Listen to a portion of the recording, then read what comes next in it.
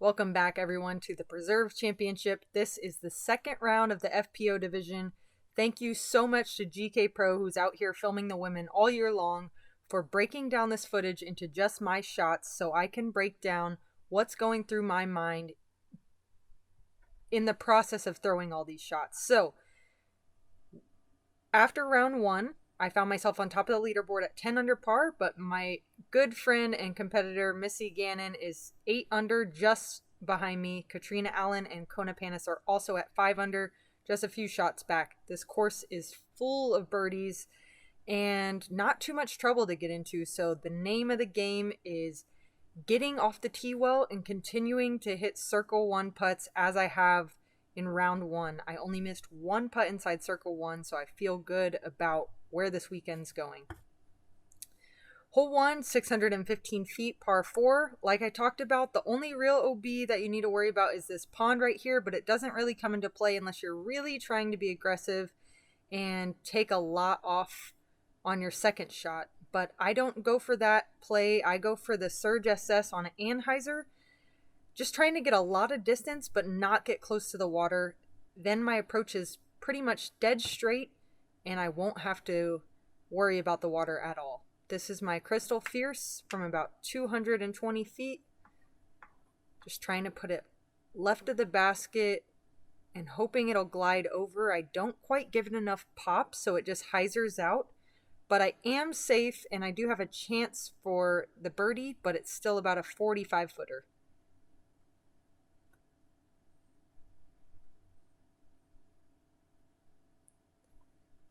Wow, and that was such a good way to start the round off. Just a fully committed step putt. It did hit right side, but that Prodigy T3 caught it, and I feel very stoked about that one moving in to the second round. It's always nice to start off with a good putt. Like I talked about, hole 2 is just such a different hole compared to hole 1. This hole is a par 3. It's 284 feet, and it's a very tight tunnel shot. So we are focusing right now on hitting the initial gap. That is my main objective, where I'm thinking, and I can see my van right behind me. What a great camping spot this was. So like I talked about in round 1, I just like it a little bit high and coming down soft. On round 1, I went a little bit too deep, so I tried to take some speed off so I wouldn't have a tester on this one. And I will card my second birdie of the round. Hole 3 is 324 feet, par 3. The thing I'm thinking on this tee pad is do not put too much hyzer on it and let it drift down this hill. The basket is sitting on this plateau, and if your disc it does not have enough momentum moving forward, it will filter down towards that OB. This is why I choose the Crystal Fierce, because even with this early release, I'm not hyzering. It's just coming to a stop right where I threw it. Unfortunately, it was about 55 feet away, so I just ran it, came up a little short, and dropped in the par. Hole 4, 630 feet, par 4. The first little bit of the shot is out of a gap, but for the majority of the flight, I would say you're in an open field. Only thing you need to worry about is not flipping it too much or not hyzering it too much. Just a lot of power straight ahead. These sand traps and ball golf greens are not OB, but if you do find a way to get far enough right past the tree line, there is an OB sidewalk that you need to worry about. For me, depending on the wind, I was going back and forth between the Zeus and the Surge SS.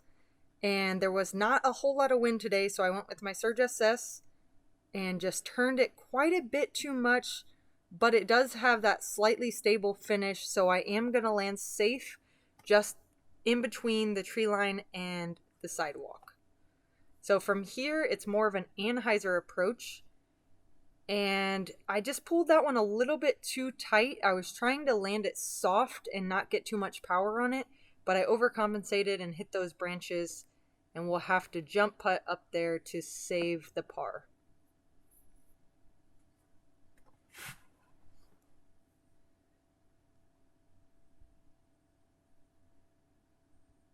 Hole 5 is 910 feet. It's a par 5. It's our first par 5 of the round. This one, you want to get as far as possible, but also make sure that you hyzer out left. If it does finish slightly right, you bring these trees on the right side into play, and that takes your angle completely out of the question as far as going for the green and getting up there for a long circle 2 look. So making sure I hyzer off the tee, and then I should have an open shot to this green with a nice fast skipping green, because that is an old ball golf green. I'm throwing my Zeus here because it does have a more stable finish than the Surge SS. I'm trying to make sure that I get that left finish I was talking about. And this is quite a bit farther than I threw it in round 1, so I'm excited that I can see the basket and I don't have to put as much anhyzer on it as I did in round 1. So this is a pure distance shot.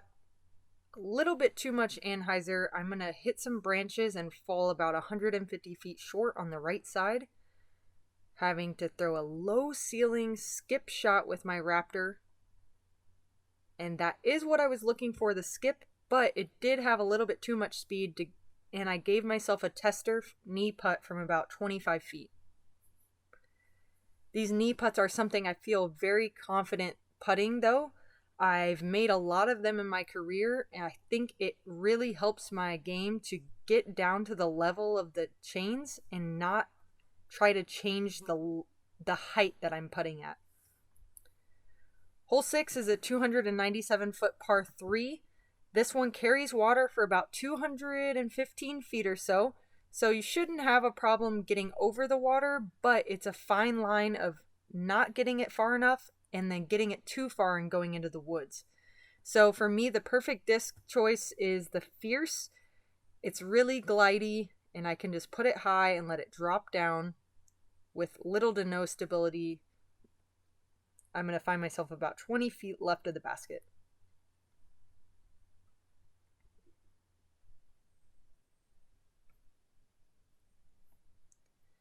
Another good birdie pickup, moving myself to 14 under par, but Missy Gannon still close behind at 10 under par. I talked a lot about in round 1 whether I was checking the scores or not. At this point in the second round, it's a little bit harder to ignore because there is, now you know what to expect, what a hot round is going to be, and you're kind of thinking about that, trying not to, but you kind of always are. So hole 7, like I talked about, it's a very unique hole, 240 feet. It's a backwards C shaped with this weird basket position. I don't hit the gap again and am forced to lay up again for the par. Hopefully in round 3 I can hit this gap and make a correction. Hole 8, our second par 5 of the round, 1,000 feet. This hole is so beautiful. There's nothing to worry about on the first shot, so you can really just pretend like you're on a distance driving range and throw it as far as you can, but you want to make sure that it hyzers out to the left. Otherwise, you do have to put a big anhyzer release on it. You can't see around those trees if you don't get far enough left. The second shot is where the OB comes into play with this dry creek bed. So off the tee, I'm throwing my Surge SS here, trying to put an anhyzer release, but not too much of an anhyzer release so that I do get that finish to the left side. From here, I will have an option. Do I want to go for it or do I want to lay up? I choose to go with a slower speed disc here. This is my Tour Series Buzz. I don't want to bring the OB into play on the left side. Maybe in round 3, but definitely not in round 2 yet. I'm just trying to get the easy par, but still from here, it's a big distance sidearm for me. I feel it's the better side to come in the green on throwing the sidearm, but that does challenge my distance on how far I can throw the sidearm drive. I leave myself with about a 50-foot putt uphill, and this was one of my better putts of the weekend, especially considering the footing. I was on a sidewalk, and it's just so unusual to be putting from sidewalk. So I felt really good about making that one and capitalizing on that hard birdie. Hole 9 is 284 feet. It's a par 3. This one is pretty challenging if you're trying to get all the way to the basket. I think there's little to no challenge on this hole if you just plan to land short of the basket. So for me, I'm throwing my Fierce, and as you can see, I'm telling it to get down. It's right about pin high when it lands, but skids a little deep, and I'm going to be on the backside looking at a tester from just outside the circle. And those sand traps you see behind the basket are not out of bounds, but it does make it into a natural hazard where it's just harder to putt from there. So that one I left a little bit too low, and we'll settle for the par there. Hole 10, 269 feet. It's a par 3. This one is really picturesque with that beautiful brick wall and a really fast green. So I'm choosing to go with my Fierce here and just get that elevator flight that we've seen quite a few times this round. You know, that's also a big factor in choosing what disc I'm going to throw. What I feel the most confident with, what I've thrown a lot during the round. It just helps you feel a familiar flight and gives you that confidence. So for me, the Fierce I feel very confident with. It's a really good stable to straight throwing putter. And I will find another birdie with it from about 15 feet. Hole 11, 667 feet. It's a par 4. This one doesn't have, I know there's OB shown on the map, but it is well beyond this tree line that is so thick. It's really hard to find it. So honestly, you really just want to commit to a straight shot down this tunnel with a little bit of an anhyzer release so that you get that full flight. For me, I'm sure you guys can call it, I'm going to be throwing the Surge SS. Nice and committed. It does have a downhill slope, so I'm making sure to keep it about head height or lower. And I find myself on the right side. I didn't get as far as round 1, so this shot I'm going to have to go wide and hyzer. This is my sole. And it just didn't quite get all the way turned over. I'm going to be pin high, but I'm going to be on the left side about 60 to 70 feet out.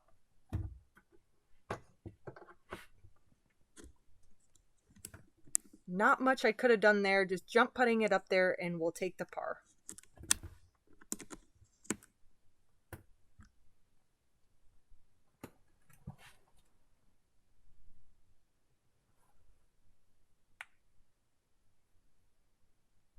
Hole 12, 296 feet, dead straight at the Mississippi River. If you throw it maybe 320 or more, you're going into the Mississippi River, which was flowing very big or very fast at this tournament. So this one's a par 3, low ceiling, woods all along the right.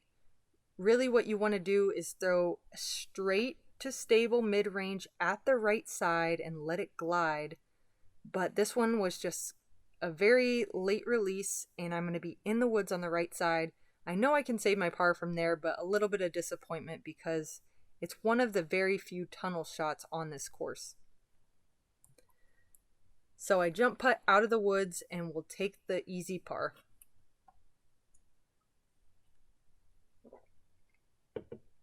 All right, let's get a leaderboard check-in. I am still sitting on top currently through 12 holes. Like I said, I'm playing with my good friend Missy Gannon, who's currently in second place right now. She's putting lights out. I know that she's playing good, and she's pushing me to continue going for birdies. So here on hole 13, I talked about it yesterday. This is such a cool flight for a right-handed backhand. You know, it makes you feel so accomplished because it's 360 feet, and it is fading slightly to the right. So you have to commit to something on a hyzer release that you know is going to pop up and flip to the right.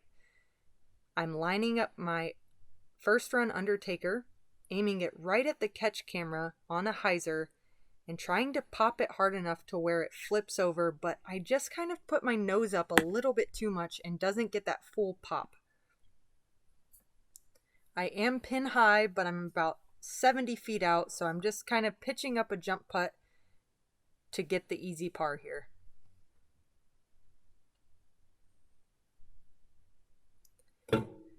All right, hole 14. This one got me yesterday. I still saved the par, but if you remember, I overcorrected because I told you my most common mistake is filtering out to the left, which is out of bounds. This right side tree line is not out of bounds, but it's really difficult to get this one on the green, at least for me. It was mentally in my head with that down slope and then the back up slope, and it also sloping from right to left downhill, which pulls your drive towards the out of bounds. Exactly like that. I find the out of bounds, even though it felt like a gorgeous shot. So if I need to get up and down if I want to save par, and I talked about it yesterday that the back side of this green is very treacherous, so my main objective here is to land it short and get that skid up towards the basket.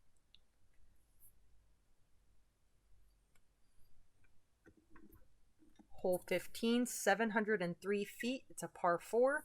This one has a tight initial gap. It's through these trees that have about a 20-foot horizontal window, and right through the gap there is this gentle upslope that brings the vertical gap a very small distance because the branches are hanging low and the hillside comes up high. So I overthought this one yesterday and told myself on this tee, just throw it just over your head height. Don't worry about anything else. And my Surge SS was very glidey, got way down there. And I actually hadn't been this close in practice, so I got my rangefinder out and saw that it was just under 300 feet. So I decided to go with my Crystal Fierce here, as I've been throwing it quite a bit during this round and feeling comfortable with that distance.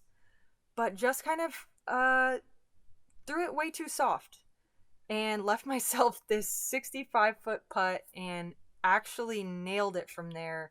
Goes to show you the hole is never over till it's over. Be confident on the putting green. You never know what kind of putts you can hit if you don't go for them. Hole 16, 378-foot par 3. This one, like I talked about, is dead straight, but you do have to get up onto this mound if you want to putt. Or you can try to throw it about 400 feet and land on the back side and have a putt looking back at it. If you're pin high, either left or right, you are going to be constricted by those two trees. Yesterday, I threw an early release low left, and I made the same mistake today, and I was shaking my head just because I was thinking about my shot from yesterday and telling myself, don't do that again. Instead of telling myself what I should do, I told myself what not to do, and that caused the same error. I will take the par, move on to hole 17, and try to correct that mindset moving forward. So I am at 7 under through the round, but there are strokes that I know that at least that I wish I could have gotten back.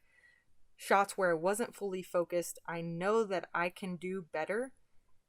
And unfortunately, running out of time in this round to improve that score, but there always is a third day. So, hole 17, dead straight, 269 feet, par 3, about 180 feet is through a tunnel, and then we're throwing onto this, we're putting onto this elevated basket. So yesterday I released it a little bit left. Today I'm trying to correct that and get out of the gap, and I hit the very last tree. It kicks me just outside circle 2, and when I walked up to this putt, I really felt good about it, so I decided to give it a run. Only focusing on the chains, not focusing on what would happen if I missed it. My only thought was hit the chains, and it went in. What a great feeling that one was. One of my longest putts so far this year. Hole 18, 930 feet, par 5. This one has so many different elements to it.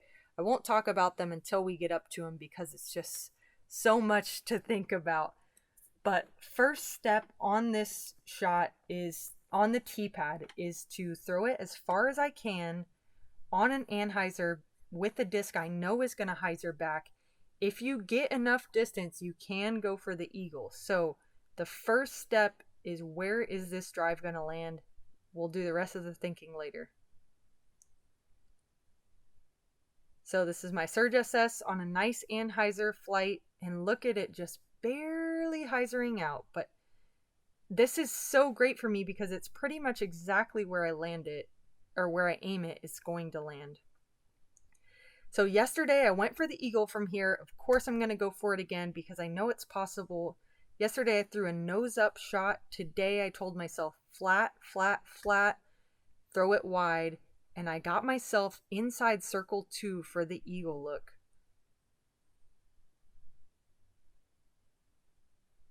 And just a little bit wide and right. I was almost trying to like float that one in, which isn't the Paige Pierce style of putting. So I wish I could get that one back and put it more directly, but I will still card the birdie and finish this round off very well. I shot a 9 under par, which puts me at 19 under.